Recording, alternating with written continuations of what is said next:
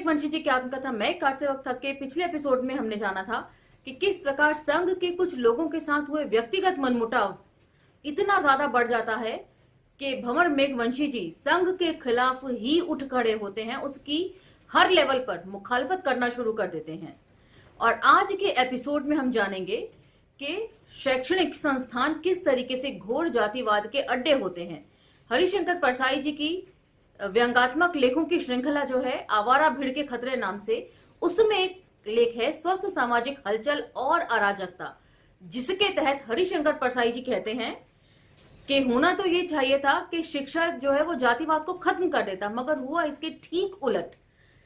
शिक्षा ने इसे कम नहीं किया बल्कि बढ़ाया है।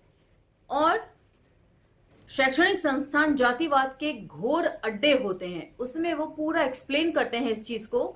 आप प्लेलिस्ट में जाकर आवारा भीड़ के खतरे दोबारा सुन सकते हैं, उसमें वे सभी लेख अभी भी मौजूद हैं जिसे प्लेलिस्ट के तहत बना दिया गया है। तो आज के एपिसोड में हम इसी के ऊपर चर्चा करेंगे और साथ ही चर्चा करेंगे कि किस प्रकार पिछड़ा वर्ग जो है वो हिंदुत्व को ढो रहा है। आज का एपिसोड अन्य एपिसोड की ही तरह बेहद रोचक है। तो चलिए मेरे साथ। जय भीम, मैं शालिनी और आप देख रहे हैं अम्बेडकरनामा। आज का टॉपिक है टॉपिक 36, शिक्षा में जाति भेद। शिक्षण प्रशिक्षण पूरा करने के बाद जब मैं बतौर शिक्षक पढ़ाने निकला तो मैं भी अपने विद्यालय धन्ना जी का खेड़ा प्राथमिक विद्यालय पहुंचा। वह गांव पिछड़े वर्ग की ऐसी जाति का था जो खेती किसानी और पशुपालन करती है, हद दर्जे तक छुआछात में विश्वास रखती है। मैं आशंकित था कि इन लोगों के गांव में मैं पढ़ा भी पाऊंगा या यहाँ भी मेरा पंगा शुरू हो जाएगा। भविष्य बड़ा अनिश्चित था। शुरुआत में 45 बच्चों का नामांकन हुआ। शिक्षक के रूप में अनुभव भी काफी खतरनाक ही रहा। सिर्फ जाति की सूची में ही ये लोग अन्य पिछड़े वर्ग में आते हैं, बाकी तो ये इतने अगड़े हैं कि मनुवादियों के भी बाप हैं। तो ये पढ़कर तुलसीराम जी की आत्मकथा का दूसरा भाग जो है मणिकर्णिका, उसकी याद हो आती है, जिसमें तुलसीराम जी स्पष्ट तौर पर मेंशन करते हैं कि उनकी जो मकान मालिक थी वो एक तेली समुदाय से ताल्लुक रखती थी, लेकिन छुआछात इतना बरतती थी कि ब्राह्मण भी उसके आगे पानी भरे। तो ये पिछड़ों की हकीकत है जो काफी हद तक इस एपिसोड में बयां करी है भंवर मेघवंशी जी ने और अपने समय में अपनी आत्मकथा में तुलसीराम जी ने भी। वैसे भी पिछड़े वर्ग की विडंबना ही कही जाएगी कि वह स्वयं को श्रेष्ठ हिंदू मानकर दलितों पर अन्याय अत्याचार करने में सबसे आगे रहता है और हिंदुत्व का लबादा ओढ़े रहता है, लेकिन खुद की स्थिति पर कभी गौर नहीं करता। वह उस मोर की तरह आत्ममुग्धता से नाचता है, नाचते हुए कभी भी अपने पांव नहीं देखता, क्योंकि देख ले तो भद्दापन दृष्टिगोचर हो जाने से सुंदरता का सपना टूटने लगता है। हिंदुत्व के सबसे बड़े सिपाहसालार बन रहे कतिपय पिछड़े लोगों ने से जब हम जाति पूछते हैं कि सत्य सनातन हिंदू धर्म की वर्ण व्यवस्था में वो स्वयं को कहां पाते हैं, तो वे बगलें झांकने लगते हैं। जब उन्हें बताया जाता है कि वे शूद्र हैं तो उनके चेहरे का भूगोल बिगड़ जाता है। सच्चाई इतनी कड़वी हो जाती है कि स्वीकार ही नहीं जाती और वे बुक्का फाड़कर जोर जोर से गर से कहूं हम हिंदू हैं का खोखला उद्घोष करने लगते हैं। जिस मनु के विधान ने उनको शूद्र बनाया उसी मनु को ये महान मानते हैं और जिस बाबा साहब के संविधान ने इन्हें इंसान बनाया उन्हें हिकारत भरी निगाह से देखते हैं और अंबेडकर को सिर्फ दलित महापुरुष मानकर खुद को उनसे दूर कर लेते हैं। स्वयं को श्रेष्ठ समझना और दलितों को हीन मानकर उन पर अत्याचार करना आज के कथित पिछड़ों का सबसे महत्वपूर्ण काम बन गया है। तो यहाँ पर एक बहुत महत्वपूर्ण बात के ऊपर चर्चा हुई है कि डॉक्टर अंबेडकर को दलितों का नेता घोषित कर दिया गया है, जबकि डॉक्टर अंबेडकर ने शायद ही कोई वर्ग ऐसा होगा इस देश में, वर्ग और वर्ण और जाति दोनों, जिसके लिए डॉक्टर अंबेडकर ने संविधान में प्रावधान न रखे हों उनके हकों को सुरक्षित करने के लिए, लेकिन फिर भी उन्हें टोटलिटी में न एक्सेप्ट करके सिर्फ दलितों का नेता कहकर प्रोजेक्ट कर दिया जाता है, जो उनके व्यापकता, उनके पांडित्य के साथ सरासर नाइंसाफी है। वैसे भी अब तो कथित पिछड़े दलितों को सताने में काफी अगड़े साबित हो रहे हैं। इन शूद्रों को यही समझ नहीं आ रहा कि शेष त्रिवर्णी ये तमाशा देखकर बहुत खुश होते हैं। वे तो चाहते ही यही हैं कि दलित और पिछड़े आपस में लड़ भिड़कर आपस में एक दूसरे को निपटा दें और वंचितों के हाथ उनके गले तक कभी ना पहुंच पाए, क्योंकि सवर्ण समुदाय ये जानता है कि जनसंख्या के तौर पर पिछड़ा वर्ग जो है वो शायद इस देश की सबसे बड़ी आबादी का हिस्सा है और लाठी और रुपए पैसे दोनों से ही वो बहुत सक्षम रहा है शुरू से।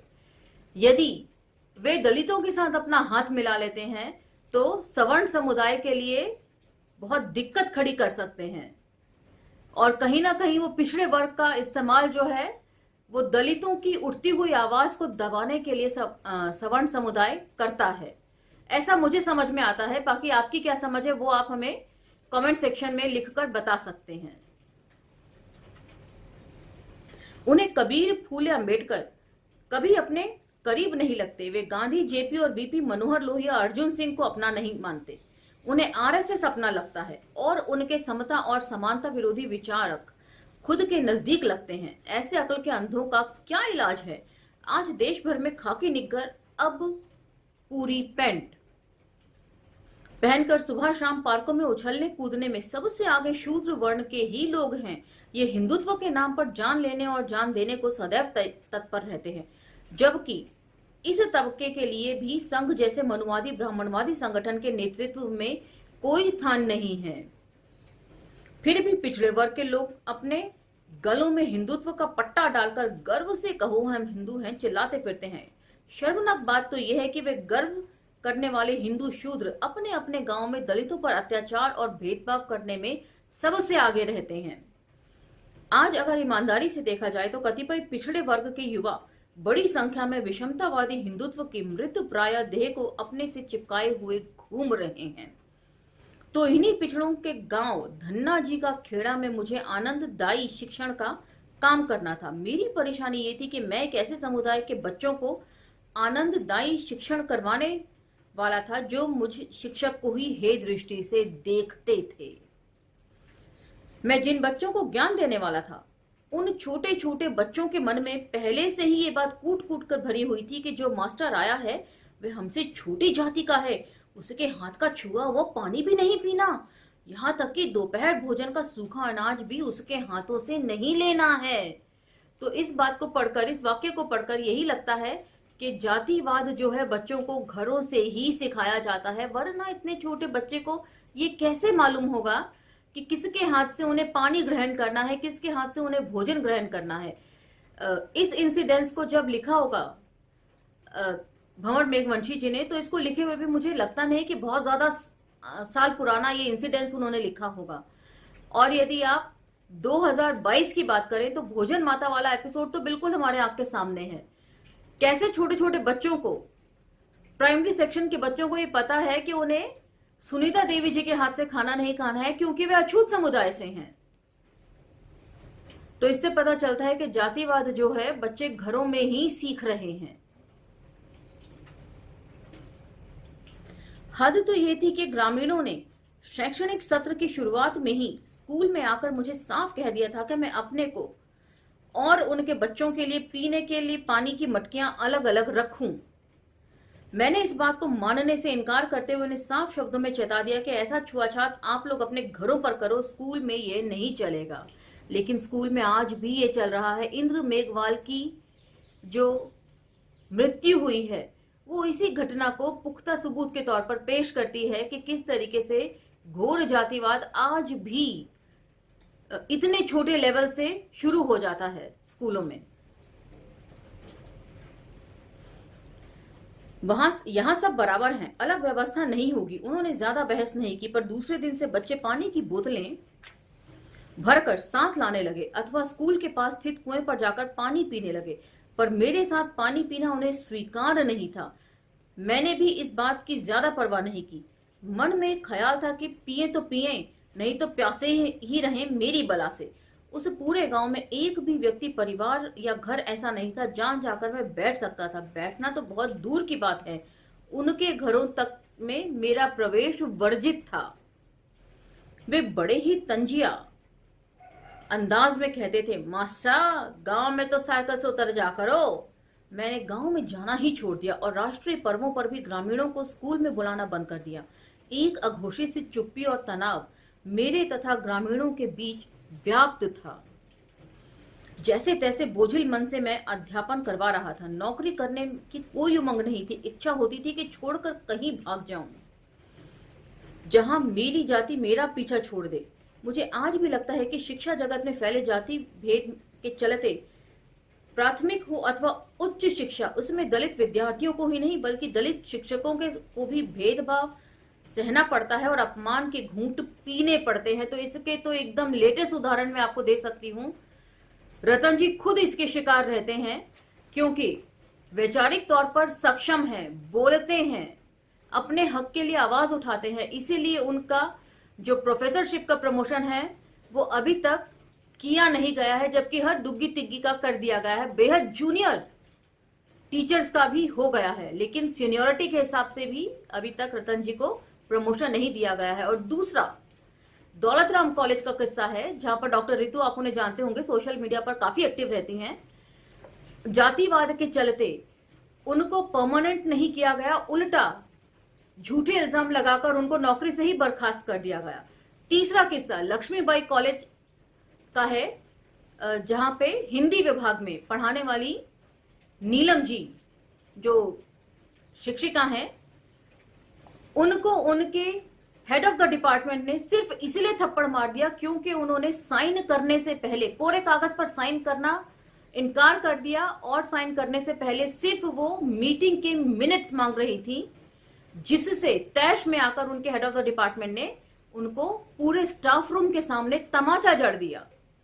तो ये तो ऐसे लोगों का मैंने बताया है जो सोशल मीडिया पर भी बहुत मुखर रहते हैं और अपनी आवाज बुलंद रखते हैं। उनके साथ हुए इस तरह के बर्ताव जो मैंने आपके सामने रखे हैं, और ये कोई बहुत पुरानी बात नहीं है, ये आज 2000 चल रहा है और ये आज ही की बातें हैं, इसी सदी की। मैंने 2 वर्ष के अपने शिक्षण कार्यकाल में यह देखा कि अभी भी बहुत सारे ऐसे गांव थे जहां पर हमारी साथी दलित शिक्षक कुर्सी पर बैठकर नहीं पढ़ा सकते हैं। काफी सारे स्थानों पर मध्याह्न भोजन को अगर दलित शिक्षक अथवा विद्यार्थी छू ले तो मिड डे मील ही फेंक दिया जाता है। इस तरह के भेदभाव से तंग आकर आंजना निवासी शिक्षक मोहनलाल रैगर ने तो आत्महत्या ही कर ली थी। और अभी लेटेस्ट किस्सा जम्मू यूनिवर्सिटी का है, उसके ऊपर भी वीडियो बनी है सोशल मीडिया पे। यदि आप एक्टिव होंगे तो आपको ये किस्सा जरूर पता होगा। उनका प्रमोशन होने से महज कुछ घंटे पहले उनके ऊपर इतने संगीन इल्जाम लगा दिए कि उन्होंने आत्महत्या कर लिया आधे घंटे के अंदर ही।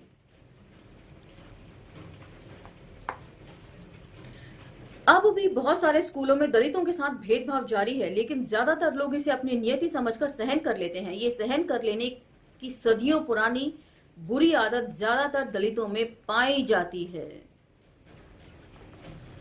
और पिछले ही एपिसोड में वे इस बात को डिस्कस कर चुके हैं कि लैक ऑफ करेज की वजह से कोई लड़ाई लड़ने को तैयार नहीं होता, और जो मुट्ठी भर लोग इस लड़ाई को लड़ रहे हैं वो बेहद अकेले पड़ जाते हैं लड़ते वक्त। लड़ाई तो वे पूरे समाज की लड़ते हैं, लेकिन लड़नी उन्हें वे अकेले ही पड़ती है। ये समाज की हमारी विडंबना है। मुझे बचपन से ही अपने पिताजी से अन्याय का प्रतिकार करने के संस्कार मिले थे। उन्होंने हमें सिखाया कि कभी भी किसी के हाथों मार खाकर घर मत आना। अगर कोई तुम्हारे एक मारे तो पलटकर उसके 2 मारना। अगर वो तुमसे ज्यादा ताकत वाला हो तब भी वापस मारकर वहां से भाग जाना, पर चुपचाप पिटकर कभी घर मत आना। मेरे पिताजी 6 भाई और 3 बहनें थीं, सबके सब लड़ाकू। उन्होंने कभी भी किसी का अन्याय नहीं सहा। वो हमें बताते थे कि किस तरह उन्होंने कथित उच्च जाति के लोगों का गांव में मुकाबला किया। वर्षों पहले अत्याचार का प्रतिकार करते हुए वो गांव छोड़कर अपने खेतों में आ बसे, जहां उन पर किसी का नियंत्रण नहीं था। एक बार तालाब की नहर से खेतों की सिंचाई करते वक्त गांव के ठाकुर ने हमारे खेतों का पानी रोकने की कोशिश की और मेरे ताऊ जी को गालियां दी। बस फिर क्या था, मेरे पिताजी और बाकी सभी भाई बहन नहर पर जा पहुंचे। और ठाकुर की उस जमाने में, जबकि सामंतवाद चरम पर था, इतनी ठुकाई की कि उसकी ठकुराई तार तार हो गई। पूरे गांव ने अपने रौबदार ठाकुर को पिटते देखा। मेरे परिजन ठाकुर को ठोकते हुए उसके ठिकाने तक ले गए। उस दिन के बाद से गांव में सबका दिमाग ठिकाने पर ही रहा। किसी ने हमारे लोगों पर हाथ उठाने की हिम्मत नहीं की। मैंने पिताजी से ऐसी ही शौर्य गाथाएं बचपन में सुनी हैं। पिताजी इस मामले में मेरे आदर्श रहे हैं। वे आज भी जैसे को तैसा जवाब देने में विश्वास करते हैं और अपनी लाइसेंसी बंदूक को सदैव भरी हुई रखते हैं। इस उम्र में भी वे बिंदास और निडर हैं। हालांकि उनकी जैसी निडरता मुझ में नहीं है, लेकिन अगर मैं डरपोक नहीं बना तो उसमें मेरे पिताजी की सोहबत और बातों का ही असर है कि उन्होंने डरने से परहेज करना सिखाया और सदैव कहा कि अन्याय के खिलाफ लड़ते हुए जान भी चली जाए तो कोई बात नहीं, पर डर कर मत जीना और अन्याय को चुपचाप मत सहना। तो यहाँ पर आपको ओम प्रकाश वाल्मीकि जी की आत्मकथा जूठन खंड 1 का वो वाक्य याद होगा जिसमें ओम प्रकाश वाल्मीकि जी कहते हैं जब उनके शिक्षक 3 दिन लगातार उनसे पूरे ग्राउंड की झाड़ू लगवाते हैं और चौथे दिन उनके पिताजी उनको रोता हुआ देख लेते हैं, धूल से सना हुआ झाड़ू मारते हुए, तो उनके पिताजी ओम प्रकाश वाल्मीकि जी के लिए स्टैंड लेते हैं और शिक्षक से भिड़ जाते हैं और धमकी भरे लहजे में कहते हैं कि एक ये तो क्या, अभी तो और भी जातक आएंगे पढ़ने स्कूल में। मुझे उम्मीद है आपको ये इंसिडेंस बाखूबी याद होगा। तो हम जो करते हैं हमारे बच्चे वही सीखते हैं। यदि आप घर में डर कर जाति छुपा कर रहेंगे तो बच्चों से कैसे उम्मीद लगाएंगे कि वो समाज के लिए कुछ करें, अगर आप खुद ही कुछ नहीं कर रहे हैं, जात छुपाकर समाज से कट जा रहे हैं। तो ये बड़ों का फर्ज है कि वो बच्चों को सही बातें सिखाएं। बच्चों से ज्यादा हम बड़ों का ही फर्ज है। तो इसीलिए ये सारे वीडियोस भी आपको अपने बच्चों को जरूर बताने चाहिए, समझाने चाहिए। मेरे पिताजी के दिए हुए संस्कार ही हैं कि आज तक भी जहां कहीं भी अन्याय अत्याचार देखता हूं वहीं जाकर पीड़ितों के पक्ष में खड़े होने की कोशिश करता हूं। लेकिन शिक्षक रहते हुए तो मुझे अपमान और अन्याय दोनों का ही एहसास अक्सर होता था। पिताजी के सरपंच रहते ही मेरी नियुक्ति हुई थी। एक दिन मैं स्कूल थोड़ी देर से पहुंचा, तब तक 2 छात्र आपस में भिड़कर चोटिल हो गए। एक छात्र के खून निकल आया। बच्चे के अभिभावक मुझसे लड़ने विद्यालय पहुंचे। वे मुझसे शिकायत करते, यह तो उनका हक था, लेकिन उन्होंने तो आसमान सर पर उठा लिया। जोर जोर से मुझे जाति सूचक गालियों से नवाजने लगे। कुछ देर तक तो मैंने सहन किया, फिर मैं भी दुगने जोर से उन पर चिल्लाया और डंडा लेकर उनसे भिड़ने को तैयार हो गया। हालांकि वे चले गए, पर मेरी जाति और काबिलियत को लेकर भयावह अपशब्द चीख चीख कर कहते हुए लौटे। मेरे लिए अपमान के वो क्षण बेहद भारी थे, मुझसे सहा नहीं गया। मैंने कई दिन तक स्कूल का रुख नहीं किया। सोचा कि मैं जिन आदर्शवादी बातों को पढ़ा रहा हूं उन्हें खुद ही नहीं कर पा रहा हूं तो क्यों शिक्षक बना हुआ हूं, और अंततः उच्च अधिकारियों के पास जाकर इस्तीफा सौंप आया और उस माया जाल से मुक्त हो गया। तो एक बेहद ईमानदार आत्मकथा है ये। इसमें अपनी सारी कमियों को उन्होंने, भंवर मेघवंशी जी ने अपने पाठकों के सामने रखा है, कुछ भी छुपाया नहीं है। जैसे कि उनके पिताजी का वाक्य कि उनके पिताजी जैसी दबंगता उनमें नहीं है। तो आज का ये एपिसोड यही विराम देते हैं। इसमें बहुत सारी बातें हैं जो हमने डिस्कस करी हैं। जातिगत भेदभाव कैसे घरों से सिखाया जाता है, भोजन माता का किस्सा है, और यूनिवर्सिटी में आजकल क्या चल रहा है उसके लेटेस्ट अपडेट्स मैंने आपको दिए हैं, ना केवल दिल्ली विश्वविद्यालय से बल्कि जम्मू विश्वविद्यालय से भी। और साथ ही मणिकर्णिका का उदाहरण भी मैंने आपको दिया है कि किस तरीके से तुलसी राम जी का भी सेम यही एक्सपीरियंस था पिछड़े वर्ग को लेकर, कि पिछड़े वर्ग की महिला जातिवाद करने में ब्राह्मणों से भी 10 हाथ आगे है। तो इन सब चीजों के ऊपर मुझे लगता है सामाजिक मंथन की बहुत जरूरत है। तो मुझे लगता है समाज में चर्निंग चल रही है और उसका कुछ अच्छा ही आउटकम आएगा।